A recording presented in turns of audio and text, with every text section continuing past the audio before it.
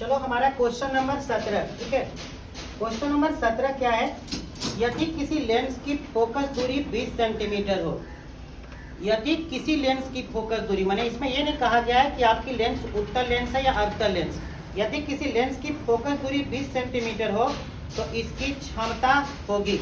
देखो बेटा जी, प्रश्न से कहा गया है कि लेंस की जो फोकस दूरी है ये हमारा मैटर लेंस का है और इसकी फोकस दूरी का मतलब f बराबर हमारा दिया हुआ है 20 सेंटीमीटर।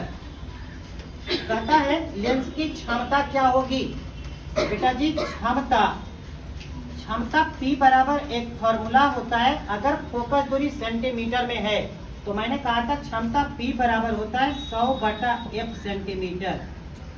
1/f कहाँ लिखते हैं? जब फोकस दूरी मीटर में दिया होता है, ठीक है।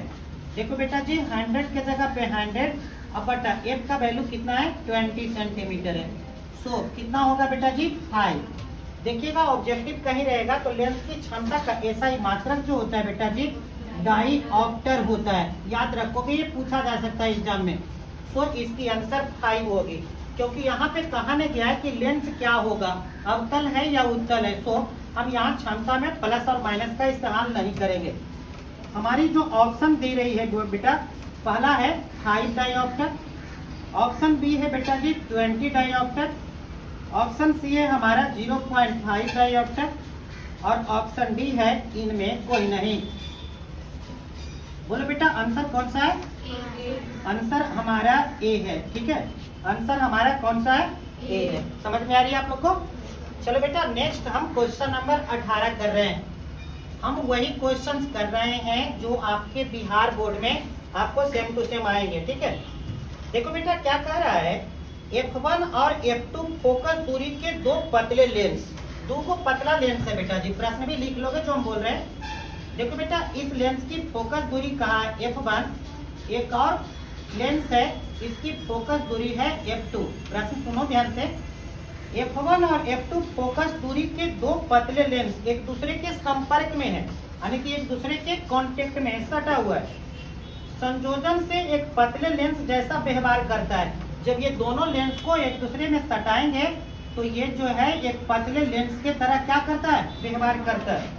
इसका फोकस दूरी क्या होगा? इसी लेंस का फोकस दूरी हमको निकालना है, ठीक है बेटा। एक कॉन्सेप्ट है कि यदि दो लेंस को, देखो मैं लिख रहा हूँ, सोल्व इसको कर रहा हूँ, मैं यहाँ फॉर्मूला लिख देता हूँ, याद रखेंगे आप लोग। यदि दो लेंस एक दूसरे के संपर्क में हो, एक दूसरे के संपर्क में हो तो समतुल्य लेंस का फोकस दूरी, समतुल्य लेंस का फोकस दूरी, या स्टार्ट करेंगे आप। समतुल्य लेंस का फोकस दूरी निकालने के लिए बेटा एक फॉर्मूला होता है 1/f बराबर 1/f1 प्लस 1/f2। बेटा जी यहाँ पर जो f है, ये f क्या है? समतुल्य लेंस की फोकस दूरी है। यह f क्या है? समतुल्य लेंस का फोकस दूरी है। इसी को हमको निकालना है बेटा जी। यहाँ प्रश्न भी जो दिया है इसमें इस लेंस का फोकस दूरी F1 का F1 है, F2 का F2, तो इसको सोल्व कर लेते हैं, ठीक है। 1/f बराबर बेटा जी इधर एलसीएम ले लेते हैं, क्योंकि बटा में रहेगा तो एलसीएम, तो बोलो एलसीएम कितना होगा? F1 इंटू ऊपर कितना हो जाएगा बेटा? F1 plus F2। सो हमको यहाँ से F निकालना है, तो F बराबर क्या होगा? उलट दो इधर, तो क्या होगा? F1 इंटू F2 बटा F1 प्लस F2। यही इस समतुल्य लेंस की फोकस दूरी होगी। इसमें जो ऑप्शन बेटा जी दे रखा है, ऑप्शन ए कहा था कि F1 प्लस F2/2 होगा। क्या ये सही है? नहीं, गलत है। ऑप्शन बी है बेटा जी F1 इंटू F2 बटा F1 प्लस F2। क्या ये सही है? यही आंसर है। ऑप्शन सी कहा था बेटा जी F1 प्लस F2 बटा F1 इंटू F2। क्या ये सही था? नो सर, ऑप्शन डी था बेटा जी, F1 का स्क्वायर बटा F1 इंटू कितना बेटा जी। सो आंसर कौन सा है आपका बी। आई होप दैट ये समझ में आ रहा होगा। एक बार फिर से आप देखिए, ये थ्योरी याद रखोगे, इसका डेरिवेशन भी मैं यूट्यूब पर आपको दे चुका हूँ कि यदि दो लेंस एक दूसरे के संपर्क में होते हैं तो वहाँ जो समतुल्य लेंस, समतुल्य का मतलब उस दोनों लेंस के जुड़ने के बाद जो लेंस बनता है उस लेंस की फोकस दूरी ज्ञात करने का नियम क्या है बेटा जी, बोलो। 1/f बराबर 1/f1 प्लस। और देखिए, अगर कोई प्रश्न मान लेते हैं जिसमें क्षमता की बात कही गई है, इसमें तो क्षमता की बात नहीं कही गई है बेटा, P बराबर होगा P1 प्लस क्या P2। तो मैं यहाँ इसलिए ये बता दिया क्योंकि अगर कहीं क्षमता वाली प्रश्न होगी तो मैं इतना लिखूंगा नहीं, वहाँ डायरेक्ट बोल दूंगा कि यदि दो लेंस एक दूसरे के संपर्क में होते हैं तो समतुल्य लेंस की क्षमता क्या होती है, P1 प्लस P2 होती है। ठीक है, चलो अब हम नेक्स्ट क्वेश्चन करते हैं बेटा जी, क्वेश्चन नंबर 19। ठीक है, क्वेश्चन नंबर 19 देखो बेटा जी, क्वेश्चन नंबर 19 जिसका मुझे डर था वो आ ही गया। क्वेश्चन नंबर 19 में है बेटा जी, एक बार ध्यान देंगे, 2 डायोप्टर, डायोप्टर शक्ति का मात्रक है, क्षमता का मात्रक है, तो क्षमता P1 बराबर बेटा जी प्रश्न में कितना दिया गया है, 2 डायोप्टर। कहता है 2 डायोप्टर और 3.5 डायोप्टर, यानी कि एक और है लेंस जिसकी क्षमता जो है 3.5 डायोप्टर है। दो लेंस को एक दूसरे के कुछ में रखा गया है, संपर्क में। बेटा जी अभी हम बताए हैं, इसी के लिए बता दिए थे, संपर्क में अगर होता है तो क्षमता P बराबर, संपर्क में होता है तो क्षमता क्या होता है बेटा जी, P1 प्लस P1 का वैल्यू कितना बेटा जी, P2 का मान कितना, बोलो कितना हो गया, 5.5 डायोप्टर। ऑप्शन जो मेरा बेटा है A, B, C and D, option A हमारा 1 डायोप्टर सही है क्या, गलत है। -1.5 डायोप्टर सही है क्या, नो सर। 2 डायोप्टर सही है क्या, और ऑप्शन है -3.5 डायोप्टर सही है क्या। तो भैया कहीं भी आप इसमें देख रहे हैं कोई ऑप्शन नहीं आया है, दैट मीन्स यहाँ पर आपको ये देखने को मिल रहा है, एक ऑप्शन आपको बना दीजिए, क्या हुआ जी, 5.5 डायोप्टर, और इसका आंसर हमारा क्या है बेटा जी, डी। ठीक है, ये प्रश्न में आपका जो है कहीं मिस्टेक होगा या ऑप्शन में मिस्टेक है तभी ऐसा हो रहा है। क्या है, क्यों रहा होगा, यहाँ पर एक अवतल रहा होगा दूसरा उत्तल रहा होगा, तब जाकर के ऑप्शन मैच कर देता है, लेकिन प्रश्न में ऐसा कुछ कहा नहीं है। या क्षमता अगर दूं और इसको क्षमता अगर -3.5 डायोप्टर दे देता तब जाकर के ऑप्शन क्या होता मेरा, मिल जाएगा। अच्छा चलो, एक क्वेश्चन नंबर 20 यहाँ पर देखो, मैं इसी में करा देता हूँ। एक लेंस है जिसकी क्षमता कितनी डायोप्टर है, बोलो। दूसरी लेंस की क्षमता कितनी है, दोनों लेंस को समतुल्य जोड़ा गया है बेटा जी, संपर्क में रखा गया है, तो क्या होगा, P1 प्लस P2। P1 का वैल्यू कितना बेटा जी, P2 का वैल्यू कितना बेटा जी, प्लस माइनस कितना होता बेटा जी, 2 - 3.5 डायोप्टर ना बेटा, यानी कि -1.5। तो इस प्रश्न जो क्वेश्चन नंबर 20 है, इसका जवाब कौन सा होगा बेटा जी, समझ में आ रहा है। तो ऐसा कोई भी क्वेश्चन आपको आएगा तो आप कर लेंगे। ठीक है, हम इसमें 2 क्वेश्चन बना दिए, क्वेश्चन नंबर 19 भी और क्वेश्चन नंबर 20 भी, दोनों आप लोग नोट कर लोगे। चलो अब हम नेक्स्ट करते हैं क्वेश्चन नंबर 21। ठीक है,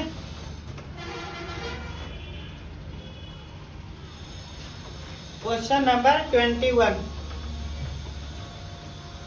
देखो, क्वेश्चन नंबर 21 है बेटा जी, फिर से आप एक बार ध्यान दोगे, कहता है 52.5 तथा -2.5 डायोप्टर के दो लेंस है बेटा जी, एक की क्षमता दिया हुआ है, कितना बोले थे, बोले तो 52.5 डायोप्टर, और दूसरी लेंस की क्षमता कितनी थी बेटा जी, P2 बराबर, बोलो, -2.5 डायोप्टर। प्रश्न सुनिए क्या था, 52.5 और -2.5 डायोप्टर क्षमता के दो लेंस, एक को मैंने P1 कहा और एक को क्या कहा, एक दूसरे के संपर्क में रखे गए हैं, कुछ में रखे गए हैं। तो कहता है तो इसकी फोकस दूरी क्या होगी? क्या पूछा गया बेटा जी? फोकस दूरी। चलो फोकस दूरी से पहले बात किसकी हो रही है बेटा जी? संपर्क की हो रही है क्या? अगर संपर्क की हो रही है तो क्षमता P बराबर क्या होता है बेटा जी? सभी मिलकर के बताइए, बोलो P बराबर क्या होगी? P1 प्लस, बोलो P1 का वैल्यू कितना है बेटा जी? 52 पॉइंट प्लस P2 का वैल्यू कितना है बेटा जी? 2 पॉइंट, बोलो कितना डायोप्टर हो गया बेटा जी? 50 डायोप्टर, है ना। अब हमको क्या पूछा है बेटा जी? फोकस दूरी। F इज इक्वल टू वाट। अब ऑप्शन को देख लीजिए, फोकस दूरी किस में दिया है? तो मीटर में। कुछ में दिया है? मीटर में अगर दिया है बेटा तो P बराबर क्या फॉर्मूला होता है बेटा जी? 1/F। और कुछ में बेटा बोलो 100/F क्यों नहीं इस्तेमाल किया? क्योंकि ऑप्शन कुछ में दिए हुए। तो बताओ बेटा जी, यहाँ पर F मीटर बराबर कितना हो जाएगा? 1/P। बोलो 1/P। बोलो 1/P का वैल्यू कितना है बेटा जी? 50 डायोप्टर, है ना। अब एक में 50 से भागा दोगे। हम ऐसा करते हैं बेटा जी, ऊपर 100 से गुना कर देते हैं, नीचे 100 से क्या करते हैं? बोलो 50 गुना कितना होता है? यानी कि 0.02 डायोप्टर आएगा। ठीक है, 0.02 डायोप्टर। देखो बेटा जो ऑप्शन दे रखा है सब मिला जुला रहता है। 0.1 metre, option B 0.2 metre, option C 0.01 metre और ऑप्शन डी जो है बेटा जी 0.02 मीटर। बोलो कौन सा आंसर है बेटा जी? डी है। ठीक है, समझ में आ रही होगी। चलो नेक्स्ट क्वेश्चन हम करते हैं। समय पे आइए, अदरवाइज नहीं आइए, घर पे रहिए, आराम कीजिए। बार बार बोल रहे हैं, नहीं सुनोगे फिर निकालेंगे, क्लास से बेइज्जती हो जाएगी। प्रश्न संख्या हमारी 22 है। 22 में क्या कहा है बेटा जी? फिर से यही प्रश्न है, हम इसको छोड़ देते हैं। नेक्स्ट क्वेश्चन हम देखते हैं। कहता है किसी वस्तु का, ध्यान से सुनेंगे, किसी वस्तु का मनुष्य की आंख के रेटिना पर बना प्रतिबिंब होता है। जो आप किसी वस्तु का प्रतिबिंब आंख के रेटिना पर देखते हो, वो बना प्रतिबिंब कैसा होता है? प्रश्न से एक बार फिर से सुन लीजिए। किसी वस्तु का मनुष्य की आंख के रेटिना पर बना प्रतिबिंब होता है, कैसा होता है बेटा जी? आंख के रेटिना पर बना प्रतिबिंब क्या होता है? वास्तविक और क्या उल्टा? वास्तविक और उल्टा। इसमें जो ऑप्शन बेटा दिया था, ऑप्शन ए था काल्पनिक सीधा। अब बताओ हम आपको देखें तो क्या आपका प्रतिबिंब मुझे काल्पनिक दिखाई देगा? अगर काल्पनिक दिखाई देगा तो हम सोचेंगे कि बउआ जी इसका नाम पूजा नहीं, इसका नाम दूजा है। कल्पना करना है तो हम कोई भी कर सकते हैं, बट कल्पना नहीं होता, वहाँ रियल दिखता है, तभी तो हम पूजा को क्या समझते हैं? पूजा। नहीं तो लोग देखोगे कहता है पूजवा बदल गया तो कहती दूसरा के बदल गई, ऐसा थोड़े होती बउआ। इसीलिए वास्तव में कोई बदलता हुआ दिखता है तब ना कहते हैं कि पूजवा बदल गई, छोड़ी के चल गई। तो आप यहाँ पर ध्यान देंगे इस बात पर कि आंख के रेटिना पर जो किसी वस्तु का प्रतिबिंब बनता है वो क्या बनता है? वास्तविक और उल्टा बनता है। तो ये ऑप्शन इसमें आपका ऑप्शन डी है। चलिए बेटा जी प्रश्न संख्या हम देखने जा रहे हैं। प्रश्न संख्या 23। देखिए 23 में क्या कहा गया है? कहता है विभिन्न दिशाओं में कर्निया की वक्रता त्रिज्या में असमानता के कारण कौन सा दोष उत्पन्न होता है? देखो बेटा हम आपको दृष्टि दोष पढ़ाए हैं, ठीक है। कहता है प्रश्न को पहले ध्यान दीजिएगा, इसमें हम थोड़ा सा चर्चा कर लेंगे। कर्निया के वक्रता त्रिज्या, देखो बेटा जी कर्निया के वक्रता त्रिज्या में असमानता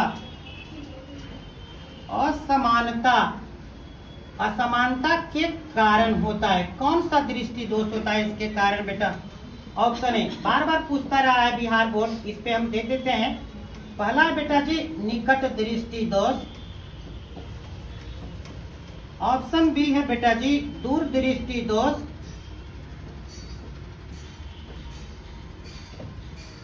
तीसरा है बेटा जी ऑप्शन सी है जरा दृष्टि दोष। जरा दृष्टि दोष और ऑप्शन डी है बेटा अबिंदुकता। आइए इसके प्रश्न के जवाब ढूंढते हैं। देखो बेटा जी सबसे पहला कहता है कार्निया। आप जो पढ़ाए होंगे हम दृष्टि दोष, वहां पर देखे होंगे कि ये हमारा नेत्र है, नेत्र की ये वक्रता त्रिज्या होती है। किसी वस्तु का प्रतिबिंब यहाँ पर अगर साफ देखना है तो उसके लिए वस्तु का प्रतिबिंब कहाँ पर बनना चाहिए बेटा जी? रेटिना पर। तो वस्तु का प्रतिबिंब कहाँ पर बनना चाहिए? रेटिना पर। ठीक है, ये आपको इमेज जो है किसी वस्तु का जो बनना चाहिए, यहाँ पर हमारा ऑब्जेक्ट है, इस ऑब्जेक्ट का इमेज कहाँ पर बनना चाहिए? रेटिना। अगर हमारा रेटिना के बाद बन रहा है तो कौन सा दृष्टि? निकट दृष्टि दोष में क्या होता है? तो इसमें निकट की वस्तु दिखता है। बोलो किसमें दिखता है बेटा जी? निकट की वस्तु हमको साफ साफ क्या होता है? साफ साफ दिखाई देता है। यह भी मैटर भूल जाते हैं हम लोग। बोलो निकट की वस्तु साफ साफ दिखाई देती है। अच्छा, ऐसा क्या होता है? दूर की वस्तु क्यों नहीं दिखाई देती है साफ साफ? क्योंकि ये जो है ना, इसका प्रतिबिंब रेटिना पर बनने के बदले रेटिना से क्या बन जाता है बेटा जी? रेटिना पर से पहले बन जाता है इसका प्रतिबिंब। ठीक है, तो रेटिना से अगर पहले बन गया तो उसको कौन सा दृष्टि दोष कहते हैं बेटा जी? बोलो कौन? निकट दृष्टि दोष में क्या होता है? आप लोग को याद है या भूल गए आप लोग? क्या होता है इसमें? कौन लेंस का इस्तेमाल किया जाता है? अवतल लेंस। अवतल लेंस का काम क्या होता है? बढ़ाना। अवतल लेंस का क्या काम होता है? बढ़ाना। तो यहाँ पर देखिएगा, निकट इसका आंसर नहीं है, दूर इसका आंसर नहीं है। अब यहाँ वक्रता त्रिज्या पहचानने की क्षमता उसकी खो रही है, तो वो कौन सा दृष्टि दोष होगा? अबिंदुकता। आप देख लीजिएगा जाकर के थ्योरी में। ठीक है, चलो बेटा, और ये देखिएगा, आई होप दैट इस ये जो प्रश्न है दृष्टि दोष, इस बार आपके बिहार बोर्ड में पूछे जा सकते हैं, लॉन्ग या कुछ में शॉर्ट में। ठीक है, एक बार इस टॉपिक को जरूर आप देख लेंगे, यहाँ से बहुत सारे ऑब्जेक्टिव पूछे जा सकते हैं। हालांकि हम तो अभी खुद डिस्क्रिप्शन में इसके बहुत कुछ बता ही देंगे। देखो बेटा, कहा गया है एक दीर्घ दृष्टि वाले व्यक्ति को आवश्यकता होगी जिसको दूर दृष्टि दोष है। अभी आप क्या बोले थे? निकट दृष्टि के लिए कौन सा बोले थे? अब दूर दृष्टि के लिए कौन सा बेटा जी? तो इसका वो देखिएगा, प्रश्न बोलिएगा, एक दीर्घ दृष्टि वाले व्यक्ति को आवश्यकता होगी। उत्तर लेंस ऑप्शन है। क्या उत्तर लेंस है? अवतल लेंस नहीं। अवतल तो निकट के लिए है। बेलनाकार लेंस नहीं। समतल लेंस है नहीं। तो भैया ये तो आपका है ही नहीं। चलो नेक्स्ट हम आपको क्वेश्चन देखने जा रहे हैं बेटा जी, ध्यान से देखोगे। कहता है, ये बहुत इंपॉर्टेंट है। कितने नंबर है बेटा जी? 24 है। चलो भैया, काउंटिंग में नंबर में हम नेक्स्ट करके आपको देते हैं। एक प्रिज्म के पदार्थ का अपवर्तनांक √2 है। एक बेटा जी प्रिज्म है। प्रश्न क्या कह रहा है? एक प्रिज्म के पदार्थ का अपवर्तनांक 2 है। इसका जो म्यू बराबर कितना दिया हुआ बेटा जी? √2। कहा गया है तथा अपवर्तक कोण 60 डिग्री है। अपवर्तक कोण का मतलब होता है बेटा जी, प्रिज्म कोण जो ये है वो कितनी डिग्री है?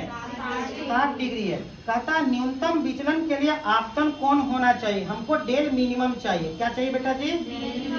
डेल मिनिमम के लिए हमको यहाँ से डेल मिनिमम के लिए आपतन कोण चाहिए। हमको डेल मिनिमम होगा, ये बताया गया है प्रश्न में कि डेल मिनिमम है, और इसके लिए हमको आई का वैल्यू बताना है कि आई का वैल्यू कितना होगा। ठीक है, तो क्या किसी बच्चे को ये फॉर्मूला याद है कि डेल मिनिमम और आई के बीच में क्या बताए थे? डेल मिनिमम के लिए क्या बताए थे फॉर्मूला? देखो, अब यहाँ पर देखते हैं तो डेल बराबर एक फॉर्मूला होता है बेटा जी, म्यू -1 इंटू कितना? ए। यहाँ से डेल आएगा, बट डेल मिनिमम नहीं आएगा, और डेल यहाँ पर दिया हुआ नहीं है। ठीक है, तो हमको डेल मिनिमम के लिए एक कंसेप्ट होगा बेटा जी। डेल मिनिमम के लिए होता है शायद 2i माइनस ऐसे करके कुछ आता है, बहुत सारा बड़ा फार्मूला है। तो उस फार्मूला पर इस वैल्यू को आप रख देंगे, तब आपको आएगा यहाँ से डेल। ऐसे देख लीजिए, इसको हम यहाँ पर फार्मूला से निकालेंगे, नहीं निकलेगा। बोलो बेटा जी, म्यू का वैल्यू कितना है? √2 माइनस कितना बेटा जी? 1। बोले प्रिज्म कोण कितना डिग्री है? 60 डिग्री। यहाँ से डेल आएगा, जबकि हमको पूछा क्या बेटा जी? डेल मिनिमम पूछा, तो डेल मिनिमम तो यहाँ से आएगा ही नहीं ना, ये तो कभी पॉसिबल ही नहीं है। तो यहाँ पर देख लीजिएगा, डेरिवेशन जहाँ कराए हैं वहाँ डेल मिनिमम का एक सूत्र आया है, उसमें सब वैल्यू को रख दीजिएगा, आपके वैल्यू आ जाएंगे। ठीक है, चलो बेटा, हमारा नेक्स्ट क्वेश्चन है, ध्यान से सुनोगे। कहता है एन अपवर्तनांक। ये प्रश्न बहुत बार बिहार बोर्ड पूछा है। क्या हो बाबू? इसका आंसर आपको दिया हुआ रहेगा, आ जाएगा, उस फॉर्मूले से पुट करोगे या फिर आप कमेंट कर देना, मैं बता दूंगा इसका आंसर क्या है। चलो नेक्स्ट हमारा 25 कहता है एन अपवर्तनांक वाले पतले प्रिज्म, एक प्रिज्म है बेटा जी, ये बार बार बिहार बोर्ड पूछा है, एक प्रिज्म है जिसका अपवर्तनांक बेटा दिया हुआ है एन।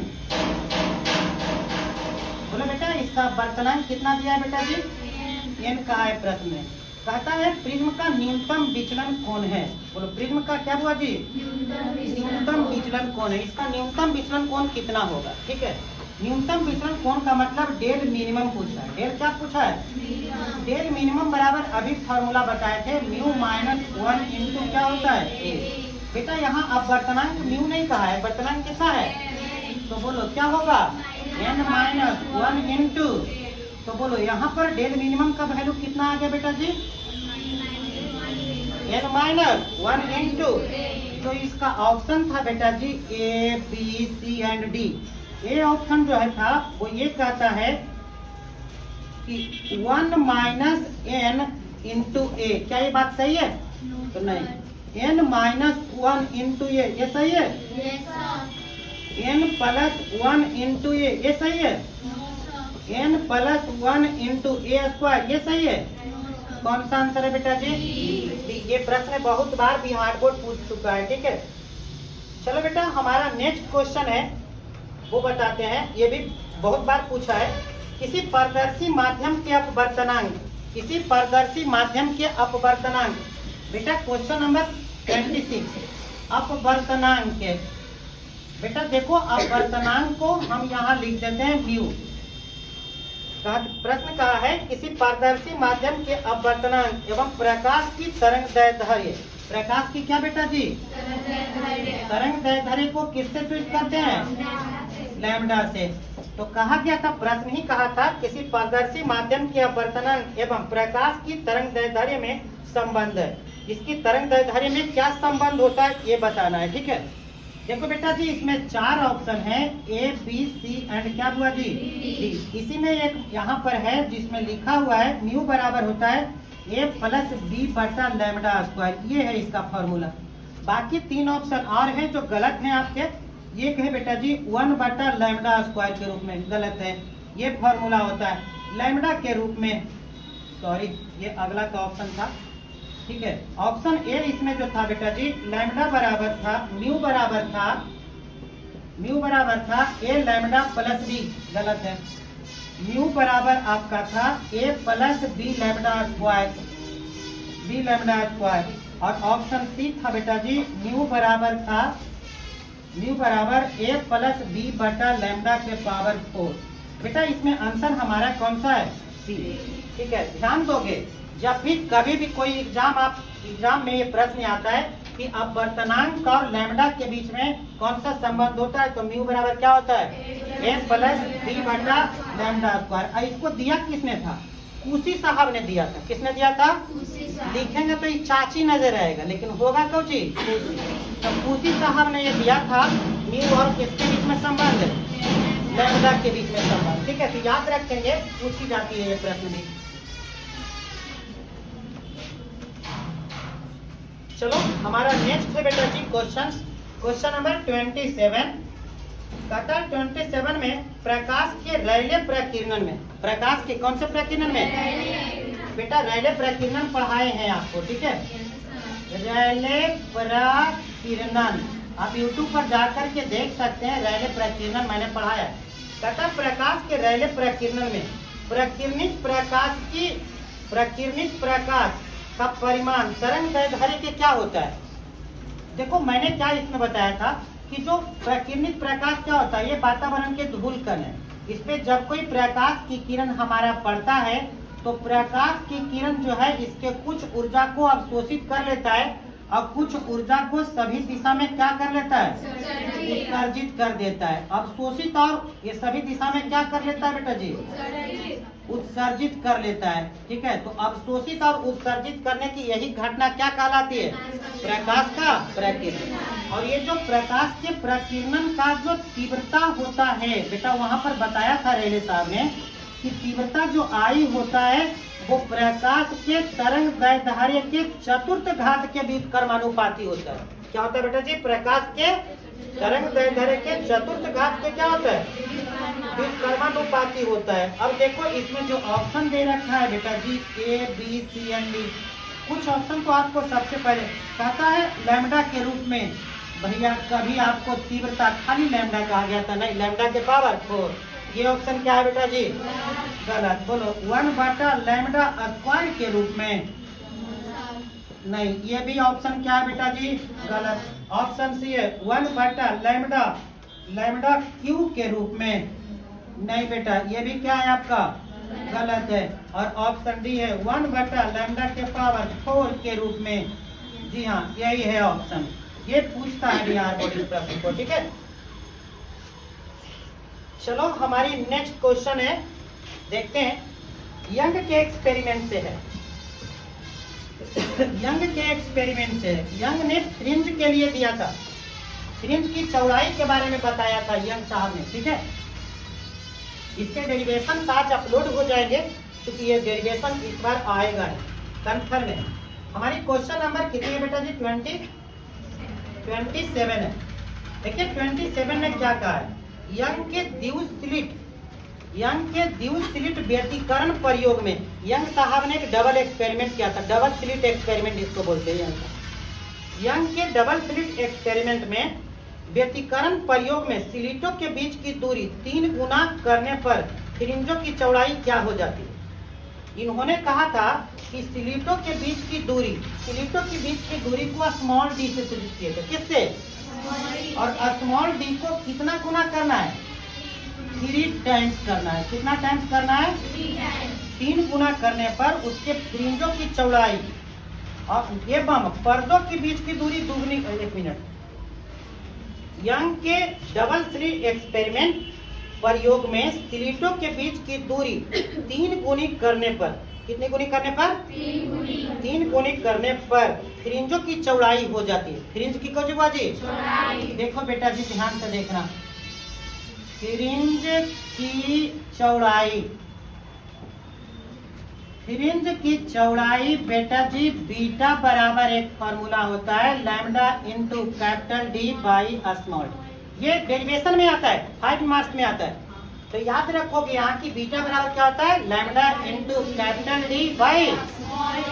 ये डी जो है क्या हुआ जी? डिस्टेंस है स्लिट के बीच का। डिस्टेंस किसके बीच का है? DISTANCE। Distance B by W का मतलब between, distance between 2 SLITS, 2 slits, माने 2 को स्लिट के बीच का डिस्टेंस। और ये क्या है? कैपिटल डी क्या हुआ जी? डिस्टेंस ऑफ स्क्रीन, जिसको पर्दा कहेंगे। Distance of screen from slit. From कहाँ से हुआ जी? जो स्लिट से पर्दा के बीच की दूरी है वो ये है। देखिए प्रश्न में क्या कहा है, आपको खुद पता चलेगा कि फ्रिंज की चौड़ाई क्या होगा। लैम्डा की जगह लैम्डा, कोई बात नहीं कही गई है। डी की जगह डी, ठीक है। डी का वैल्यू कितना गुना हो गया? बोलो तो क्या लिखेंगे? 3 गुना हो गया ना। अब बताओ इसकी जो फ्रिंज की चौड़ाई है वो 1 हो जाएगी 1/3, क्योंकि बटा में 3 है ना। तो क्या हो जाएगा? 1/3। या इसको ऐसे लिख सकते हैं बेटा 1/3 गुने लैम्डा इंटू कैपिटल डी बटा कितना बेटा जी? Small D. अगर इसको हम बीटा कह देते हैं पहले से, तो ये बीटा कुछ है। यहाँ पर हम क्या लगाने जा रहे हैं? फ्रैक्शन से, ठीक है। तो बीटा डैश बराबर, देखिए बेटा जी बीटा डैश बराबर हो जाएगा 1/3 गुने, इसका मान पहले से क्या था बेटा जी? यानी कि बोलो बीटा के कितने गुने के बराबर है? 1/3 गुना। ऑप्शन में देखो बेटा क्या कहा है, ऐसा प्रश्न में बच्चा लोग फंसता है एग्जाम में। 1/3 गुना। ऑप्शन बी 1/9 गुना। अगर खुद कैलकुलेशन करके बच्चा जवाब दे तो एग्जाम में अच्छा दे पाएगा। यहाँ तो रहता है इधर उधर देख लो भैया, कहीं कुछ मिल जाए। अरे जो आपके बगल में ये सोच लो कि आपसे ज्यादा तेज नहीं है। 9 गुना। बोलो कौन सा आंसर है बेटा जी? ए। बात समझ में आ गई? ये था क्वेश्चन नंबर 27। अब बेटा क्वेश्चन नंबर 28, इसमें एक और क्वेश्चन कर लेते हैं। देखिए क्या कहा है नेक्स्ट क्वेश्चन हमारा। यंग के द्युक रेखा छिद्र, यंग के द्युक रेखा छिद्र प्रयोग में, यंग के द्युक रेखा छिद्र माने डबल स्लिट एक्सपेरिमेंट इसको इंग्लिश में कहेंगे, ठीक है, में स्लिटों के बीच अंतराल आधा, स्लिटों के बीच का अंतराल कितना करना है? अब इसके डबल नहीं करना है, आधा का मतलब 1/2 टाइम्स, यही ना आधा होता है। कहता है आधा एवं स्लिट, आधा एवं स्लिट एवं पर्दा के बीच की दूरी को दुगनी, माने किसकी बात किया गया है? डी का, डी का वैल्यू कितना करने की बात कही गई है? 2 टाइम्स बउआ जी। कहता है अगर डबल कर दिया जाए तो फ्रिंज की चौड़ाई क्या होगा? देखो बेटा फ्रिंज की चौड़ाई के लिए फार्मूला यही है, बीटा डैश बराबर लैम्डा इंटू डी के जगह कितना लिखेंगे बेटा जी? 2d लिखेंगे। और बोले डी के जगह कितना लिखेंगे बेटा जी?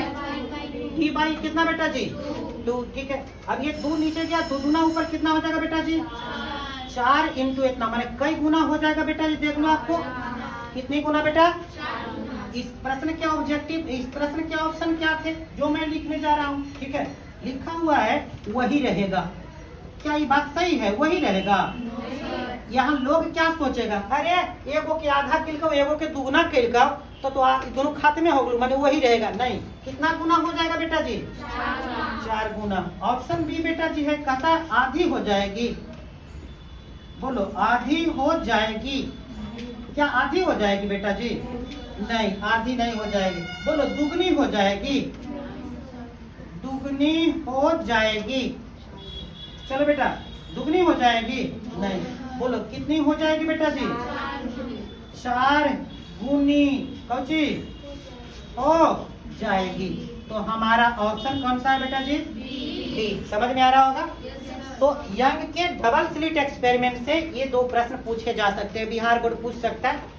हद तो तब है कभी फॉर्मूला ही पूछ देता है कि यंग के डबल स्लिट एक्सपेरिमेंट, जिसको हिंदी में लिखा रहेगा द्युक रेखा छिद्र प्रयोग से, द्युक रेखा छिद्र प्रयोग से। जब आप एग्जाम में ऑब्जेक्टिव बनाते रहेंगे, अगर हिंदी किसी का नहीं पता चल रहा है तो आप इंग्लिश वाला को भी ऊपर देख लेंगे, ऊपर इंग्लिश नीचे हिंदी होता है, जिससे बहुत आइडिया मिल जाएगा कि प्रश्न कह क्या रहा है, ठीक है।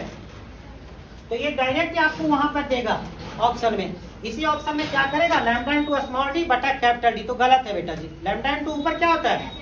कैपिटल डी बटा स्मॉल डी। तो इस बात को ध्यान देंगे, फिर आपके कोई भी ऑब्जेक्टिव गलत नहीं होंगे, ठीक है। चलो अभी 28 हो रही थी, अब हम 29 बताने जा रहे हैं, ठीक है।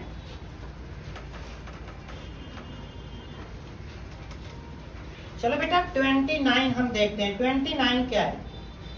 देखो 29 जो हमारा प्रश्न है, कहता है साबुन का बुलबुला सूर्य के प्रकाश में रंगीन दिखाई पड़ता है। साबुन का बुलबुला आप देखते होंगे, कपड़ा साफ करने के लिए आप बाल्टी में सर्फ को डालते हैं, उसको हिलाते हैं, बुलबुला फॉर्म होता है। धूपा में अगर कपड़ा साफ कर रहे हो तो देखना वो बुलबुला जो है ना लाल पीयर हरियर दिखाई देता है। तो कहता है साबुन का बुलबुला रंगीन दिखाई पड़ता है, इसका कारण क्या है?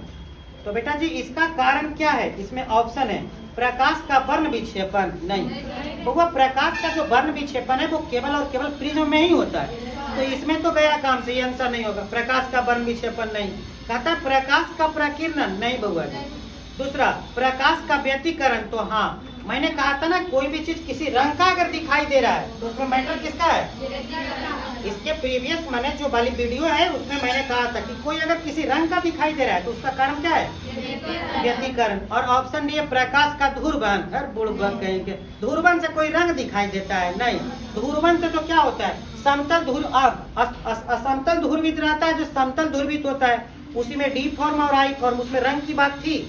तो बिहार बोर्ड कितने अच्छे से प्रश्न को पूछती है कि ये जानते हो ऑप्शन जो देती है ना, एक वो आपको सही आंसर रहता है, 4 को जो ऑप्शन में होता है दूसरा चैप्टर के रहता है, मैंने पता चल जाएगा डायरेक्ट की आंसर कौन सा है। तो एग्जाम में अगल बगल नहीं देखें, एग्जाम में अपने कॉमन सेंस पर क्या करें, बिलीव करें। यहाँ पर रिजल्ट अधिकांश लोगों का इसलिए खराब होता है क्योंकि अपन दिमाग पर भरोसा नहीं होता है, तो देख लेता है सत्रह बगलवा में बैठलवा का बना लो, अरे तोरा से बैठल तेज नहीं है, जकर कारण आप क्या करते हैं, गलत कर बैठते हैं। सो आप मैंने शुरू से लेकर लास्ट तक आप ऑब्जेक्टिव को देख लीजिए। बिहार बोर्ड के 35 में अगर 35 ऑब्जेक्टिव आपके सही नहीं हुए तो आप मेरे चैनल पर रिपोर्ट कर दीजिएगा कि आपने सब जो चैनल पर वीडियो अपलोड किया था या फिर आपने जो पढ़ाया वो नहीं लड़ा।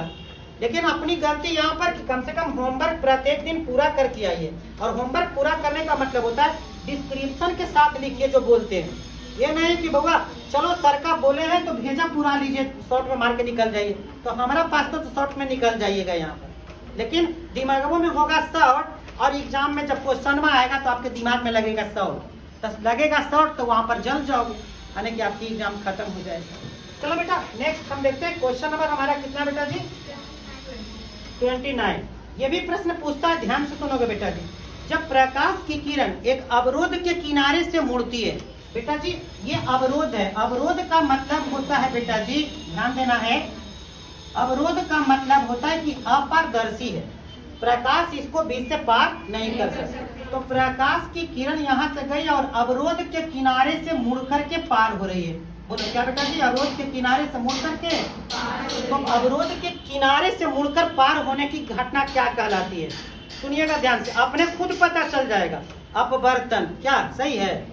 अपवर्तन किसको कहते हैं? सतह को पार कर रहे। अरे बुढ़बा देखिए कितना बेवकूफ ऑप्शन दे वाला है, जो अवरोध के किनारे से मुड़ेला होता है अपवर्तन। अरे सतह को पार करता है, मुड़ता है, तब कुछ होता है। एक तो बेटा गया तेल लेने, कौन गया तेल लेने बेटा जी बताइए? अपवर्तन। ये बेवकूफ ही ना हमको बनाया है देख करके। चलो ऑप्शन बी कहता है विवर्तन। अरे ससुरा देवे वाला तनिक लाज शर्म होता था, सोचता विवर्तन के कारण रंग ना होता है, और यहाँ मुड़ेला तू कह रहा है रंग, तो कोई गधा है जो सेलेक्ट करेगा इसको? तो याद रखिए आंसर नहीं बेटा, इन सब बातों को याद रखिएगा। ऑप्शन सी कहता है धूर्बन। छोड़ते हैं अभी इसको, इस पर कमेंट, पहले डी पर कमेंट कर लेते हैं। डी पर बेटा जी कमेंट है अब व्यतिकरण। फिर से देखो यहाँ पर बेवकूफ कहेंगे व्यतिकरण के कारण तो रंग ना होता है, तो बताओ इसमें आंसर कौन सा होना चाहिए? धूर्बन। तो आपको पता लग जाता है कि नहीं? तो आईआईटी का एग्जाम नहीं दे रहे हो, आईआईटी में देखोगे ना तो चारों एकदम लगेगा कि हम सही है, ये करा मारे किए करा, तब वहां पर होगा। लेकिन बिहार बोर्ड में क्या है, सीधा सीधी है, एक वन सर्वा साफ दिखता हुआ, बाकी 3 गो के ऊपर प्रश्न से कोई लेना देना। बताओ इस ससुरा के पता लगता कि माध्यम है नहीं, तो आप बर्तन दे करके हम क्या विद्यार्थी का बिगाड़ देंगे? इस ससुरा के अगर पता होता कि हमें रंग तंग के बात है, कभी विवर्तन कहला दिया था, तो ये तो साफ कहता बिहार बोर्ड की पास हो जाओ, बच्चा को सर्टिफिकेट हाथ में दे रहा, थोड़ा सा घुमा के देता तब ना बच्चा घूमता। हाँ एक में ससुरा क्या करता है, देखता है अपन दिमाग के भरोसा नहीं, बगलवा वाला की लिख रहा है, अरे तो बगलवे वाला का तो कारण चल जी तेल में, तो जो बहुआ हम की कर सकते हैं। तो ये आपका ये क्वेश्चन नंबर 29 था, ठीक है। चलो बेटा हमारा नेक्स्ट है क्वेश्चन नंबर 30। जो हम बता रहे हैं वो एक ऑब्जेक्टिव नहीं होता, उसके अंदर बहुत सारी ऑब्जेक्टिव को भी हम बोल देते हैं, तो ध्यान से आप उस पर ध्यान देंगे, ठीक है। देखो बेटा नेक्स्ट हमारा क्या है, जिस घटना से प्रकाश तरंगों की प्रकृति अनुप्रस्थ सिद्ध होती है, इस पर आएगा ये। जिस घटना से प्रकाश तरंगों की प्रकृति अनुप्रस्थ सिद्ध होती है, कहता है ना कि प्रकाश का निश्चय कैसा होता है, अनुप्रस्थ। तो आखिर ये अनुप्रस्थ जो होता है कौन सिद्धांत से हमको प्रूफ होता है कि अनुप्रस्थ होता है? ठीक है, सिद्ध होती है वह है व्यतिकरण। फिर से हमको बेवकूफ बनाया, बोलो गलत है कि सही? क्यों? क्योंकि रंग क्या बात है, बुड़बक जोरे। विवर्तन, क्या ये बात सही है? नहीं। ऑप्शन सी धूर्बन, मुड़े के बात है, तो ये तो गलत। अरे की ऑप्शन डी अपवर्तन। बोलो किसके सिद्धांत से प्रकाश की जो प्रकृति है अनुप्रस्थ साबित होती है? बोलो अपवर्तन से। अपवर्तन से कैसे अनुप्रस्थ साबित होती है, थोड़ा सा मैं बता देता हूँ। देखो बेटा ये सतह है, सतह का काम होता है माध्यम को कई भागों में बांटना। ये बेटा कौन सा माध्यम है? बोलो माध्यम। ये कौन सा माध्यम है? माध्यम। और देखो अगर प्रकाश जो है हवा में ऐसे डांस करते हैं तो पानी में क्या डांस उसका चेंज हो जाता है, यानी कि उसकी अपवर्तन वही होती है। माने प्रकाश की प्रकृति पहले से अनुप्रस्थ, बाद में भी अनुप्रस्थ। तो इस बात की घटना किससे क्लियर हुई कि प्रकाश एक माध्यम से किसमें गए, दूसरा, और एक से दूसरे में गई, तो उस घटना को क्या बोलेंगे? बात एकदम बराबर समझ में आ गया ना कि प्रकाश की प्रकृति जो अनुप्रस्थ होती है ये किस घटना से माने प्रूफ होता है? का है क्योंकि हवा में चला था अनुप्रस्थ, पानी में भी अनुप्रस्थ, एक मतलब बदलता उदलता। जैसे गाना सुना ना पूजवा बदल गई थी, यहाँ बदले उदलेगा नहीं। तो इसकी नेचर जो है प्रकाश की बदलती नहीं है, न आवृत्ति बदलती है, न रंग बदलती है, यहाँ बदल जाता है कौन? वेग और तो वेग और तरंग दैर्घ्य को आप पूजवा कह सकते हैं, क्योंकि दोनों क्या हो जाता है, माध्यम के साथ जाने पर यहाँ वेग और तरंग दैर्घ्य बदलता है और पूजवा दूसरे के कांटेक्ट में जाने पर क्या होता है, बदलता है। तो याद रखना भैया, और ये बहुत ज्यादा पूछता है। चलो नेक्स्ट है बेटा जी हमारा क्वेश्चन नंबर 31। हमारा क्वेश्चन नंबर है 31 क्या कहा है, समतल ध्रुवित प्रकाश में कंपन होता है। बेटा जब हम पढ़ा रहे होंगे कहता है समतल ध्रुवित प्रकाश, ध्यान से देखोगे बेटा जी, अभी तुरंत चूज कर लेना है आपको। समतल ध्रुवित प्रकाश जब आप पढ़ रहे थे तो मैंने कहा था, आगे इसके वीडियो अपलोड हो जाएंगे।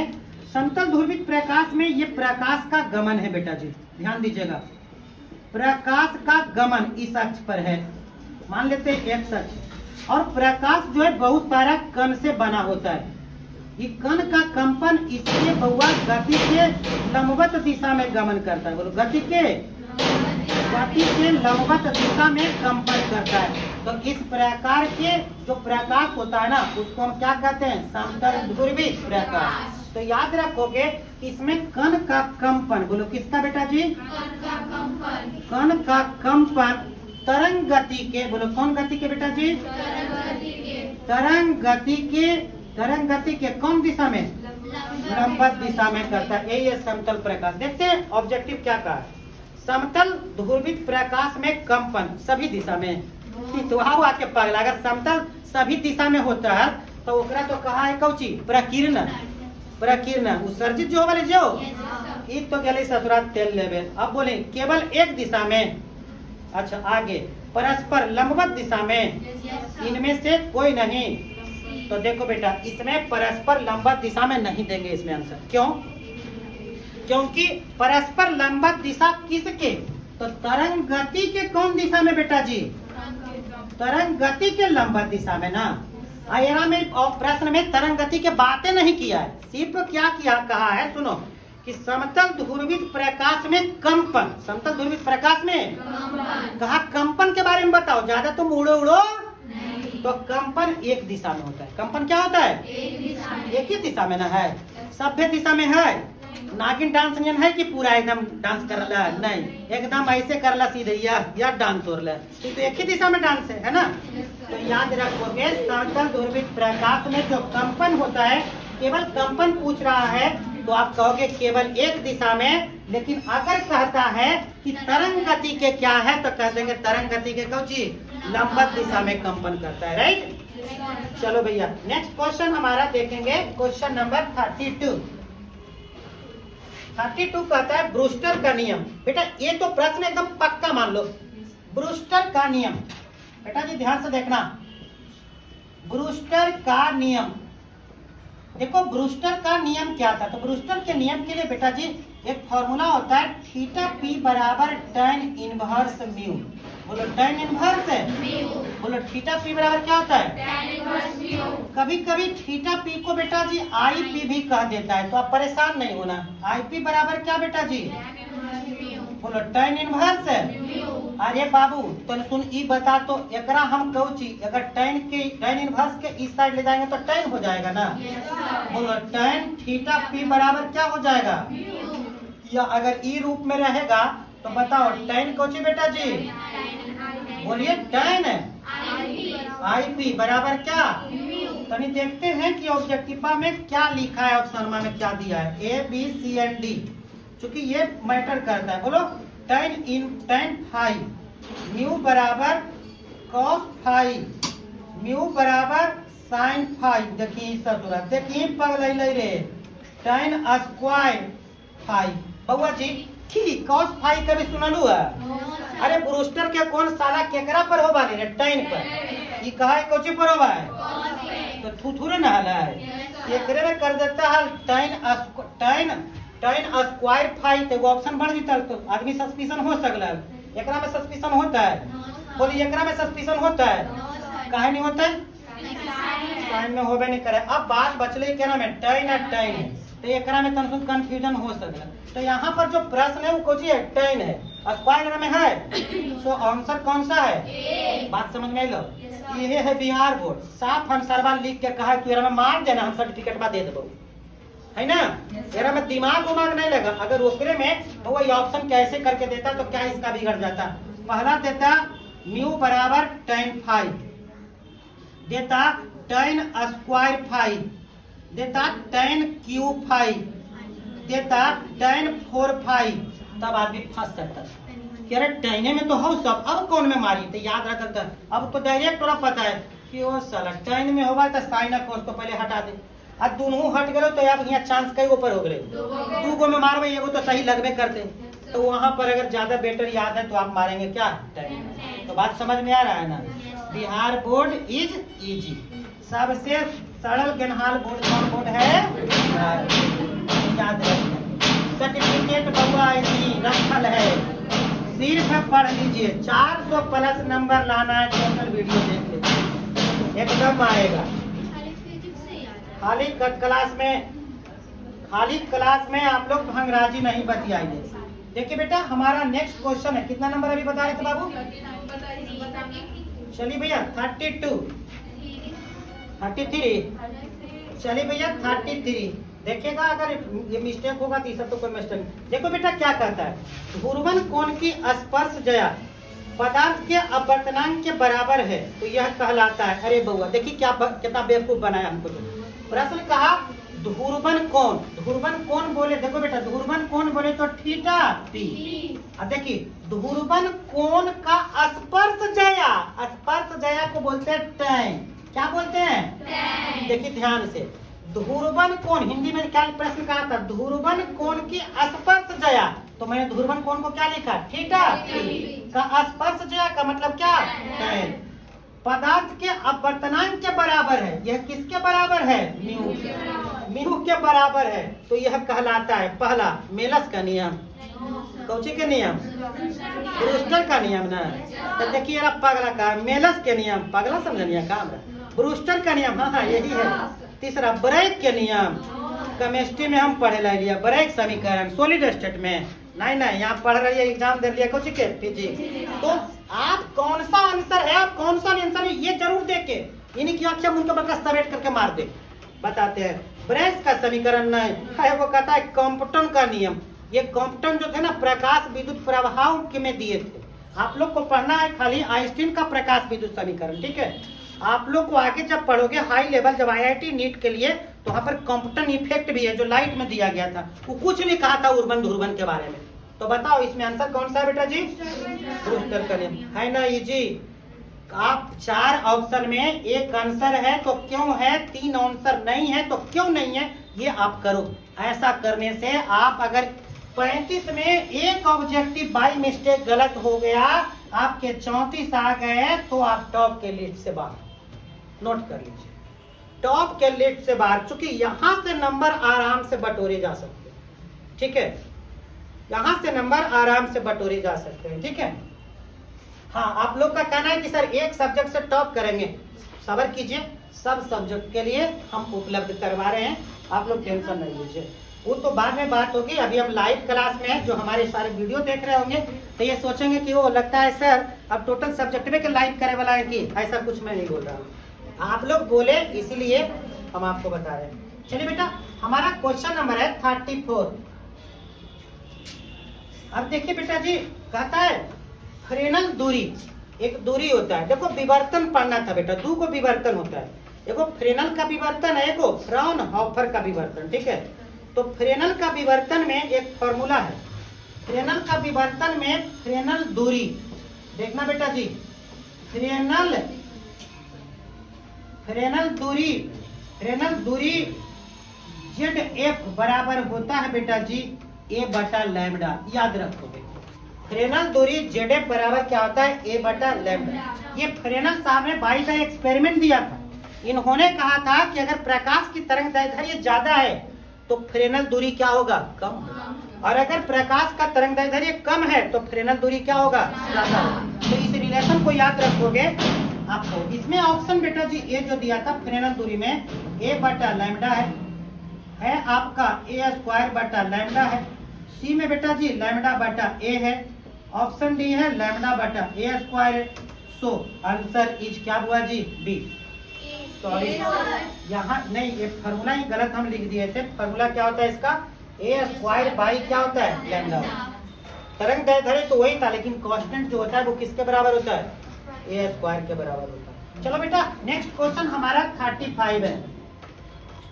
35 में क्या कहता है, इंद्रधनुष का निर्माण जिस कारण से होता है वह है। ध्यान से सुनना, आपको ऑप्शन बताना है सही है गलत। इंद्रधनुष का निर्माण जिस कारण से होता है, ऑप्शन ए है प्रकीर्णन। क्या बात सही है?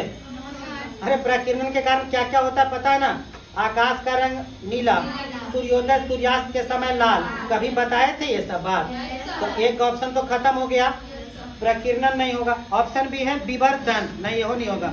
ऑप्शन सी है वर्ण विक्षेपण, तो हाँ, चूंकि आप देखते होंगे जब बरसात के दिन में आप एटमॉस्फेयर में देखते होंगे, आकाश में देखते होंगे, तो अलग अलग रंग का एक पट्टी बन जाता है। यहाँ ऐसे ही वाला ग्रीन रहेगा, उसके नीचे लाल रहेगा, उसके नीचे हरा, यानी कि रंग यहाँ बट जाता है। और रंगों की बटने की घटना को क्या बोलते हैं? तो बोलो, इंद्रधनुष का निर्माण जिस कारण से होता है वह क्या होता है, वर्ण विक्षेपण। आगे बेटा सुनेंगे, प्राथमिक इंद्रधनुष बनता है सूर्य के प्रकाश का बूंद वर्षा की बूंद में कई बार अपवर्तन के कारण। देखो बेटा ये समझना है, इंद्रधनुष दो प्रकार के होता है, एक प्राथमिक और एक क्या, द्वितीय।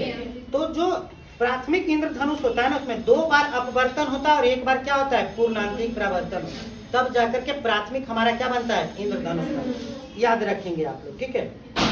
चलिए एक हमारी क्वेश्चन है जो इस बार हमें लग रहा है कि इस बार देगा ही, तो आप इसको ध्यान से देखेंगे। प्रकाश विद्युत प्रभाव के आविष्कारक थे, यानी कि प्रकाश विद्युत प्रभाव के आविष्कारक कौन थे, कौन आविष्कार किए थे प्रकाश फोटो इलेक्ट्रिक इफेक्ट। अभी हाल फिलहाल में हम आपको YouTube पर ये वीडियो अपलोड किए, इसके आविष्कारक कौन थे, आविष्कारक कौन थे? डी ब्रोगली नहीं, डी ब्रोगली तरंग के बारे में बताए थे, कण प्रकृति के बारे में, तरंग सिद्धांत ये सब जो होता है ना, इस सब के बारे में बताए थे। प्रकाश विद्युत प्रभाव के बारे में नहीं बताए थे। हॉलबॉस यही है जो सबसे पहले आप पढ़ते हैं। क्या इसमें देखिए बच्चे लोग गलती कहाँ मार के आ जाते हैं। प्रकाश विद्युत प्रभाव के आविष्कारक थे डी ब्रोगली, हॉस प्रभाव, मिलीकॉन और आइंस्टीन।